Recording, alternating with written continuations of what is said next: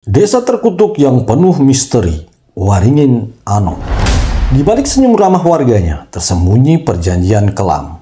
Dan setiap pengunjung yang melangkah masuk, hanyalah tumbal berikutnya untuk menjaga hidup desa ini. Assalamualaikum warahmatullahi wabarakatuh. Selamat datang di channel Kang Komeng. Di sini kalian akan mendengar kisah-kisah horor yang nyata, cerita yang dikirim langsung oleh para pendengar setia Kang Komeng. Namun, demi menjaga privasi, nama dan lokasi tidak akan pernah disebutkan. Bagi kalian yang ingin berbagi pengalaman mistis, silakan tulis di kolom komentar atau kirim melalui email yang ada di deskripsi video. Sebelum kita memulai, jangan lupa dukung channel ini dengan like, subscribe, dan share sekarang juga. Siapkan hati kalian, inilah cerita malam ini. Di sebuah kabupaten di Jawa Tengah, ada sebuah desa bernama Waringin Anom. Dari luar, desa ini tampak begitu memikat.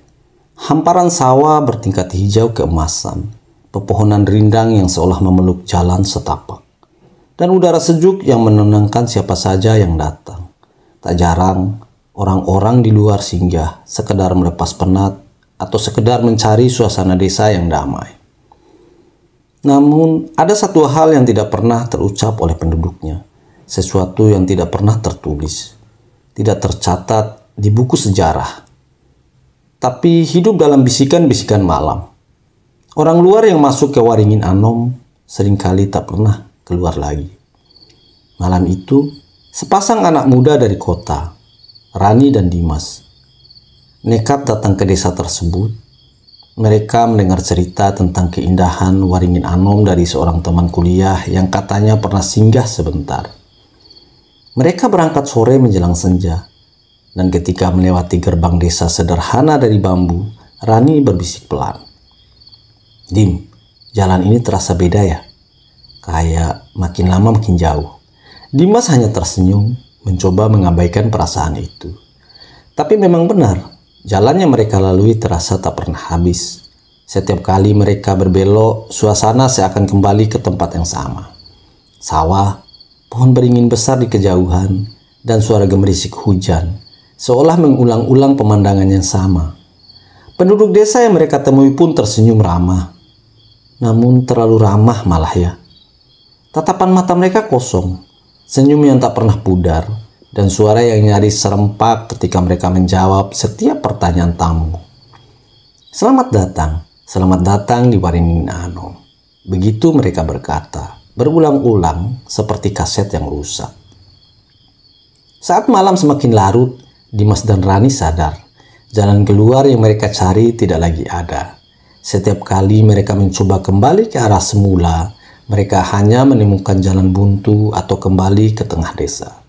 Dan tepat pukul tengah malam, ketika suara jangkrik lenyap digantikan kesunyian pekat malam, mereka mendengar suara yang membuat bulu kuduk berdiri.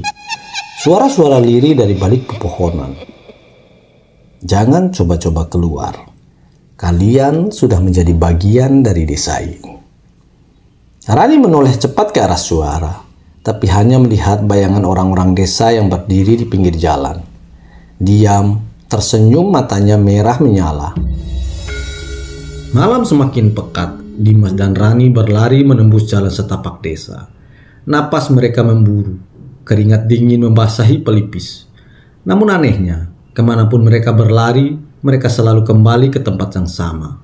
Di sebuah pohon beringin raksasa di tengah desa. Pohon itu begitu besar, akar-akarnya merayap seperti ular. Batangnya menjulang tinggi, dan cahaya bulan seakan enggan menembus rindangnya daun.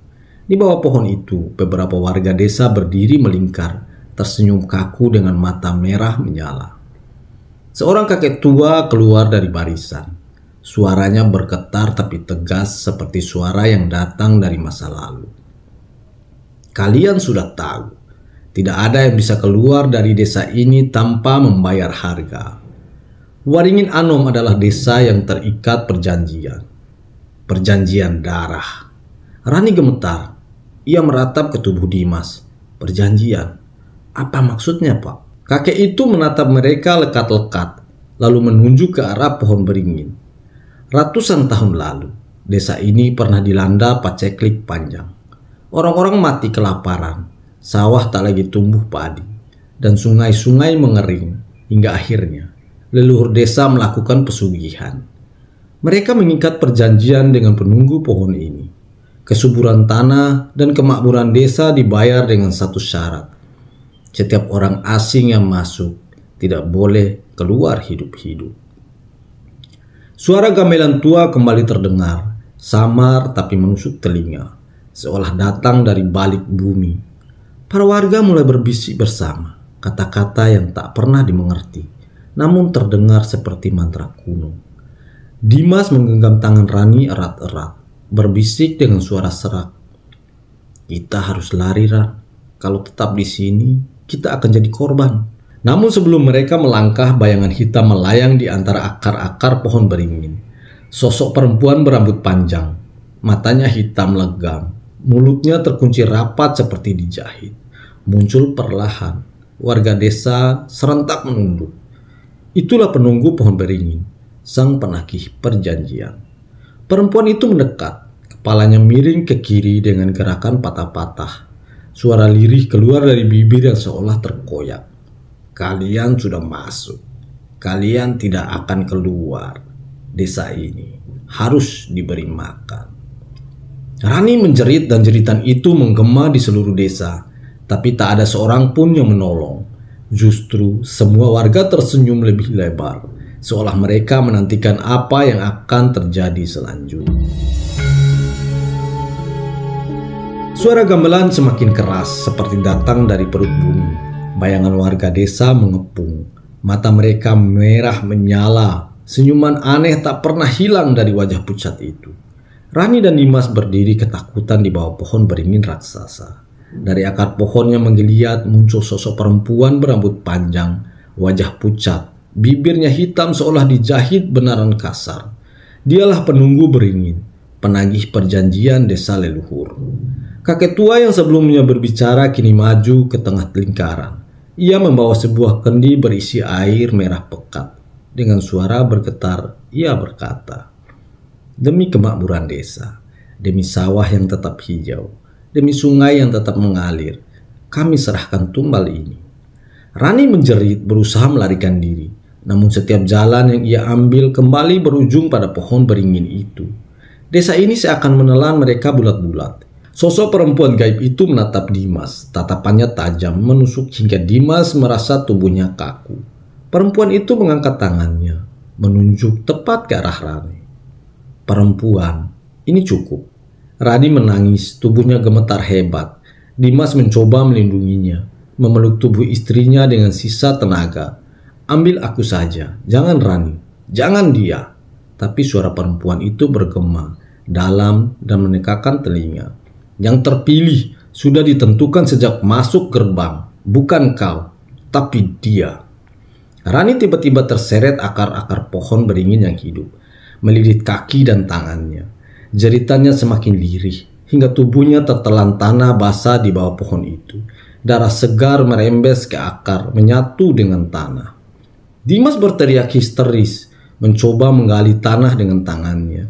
Tapi warga desa hanya berdiri, tersenyum, lalu perlahan kembali ke rumah masing-masing, seolah tak terjadi apa-apa. Sesaat kemudian, hujan turun deras. Sawah di sekitar desa kembali hijau. Sungai mengalir deras dan udara yang tadi mencekam berubah sejuk dan segar. Seolah desa Waringin Anom baru saja mendapatkan kehidupan baru dengan harga satu nyawa. Dimas tersungkur di tanah, tubuhnya basah oleh hujan dan lumpur. Ia menangis tanpa suara, matanya kosong, tubuhnya gemetar hingga akhirnya ia mendengar bisikan di telinganya. Suara yang sangat ia kenal. "Mas, aku di sini. Aku tak bisa keluar. Jangan pernah coba tinggalkan desa ini." Ketika Dimas menoleh, sosok Rani berdiri di sampingnya. Rambutnya basah, wajahnya pucat, senyum tipis menghiasi bibirnya. Tapi matanya kosong, hitam, tanpa cahaya sama sekali. Dimas baru sadar, istrinya sudah menjadi bagian dari desa terkutuk itu. Dan sejak saat itu, ia pun tak pernah lagi terlihat di luar desa.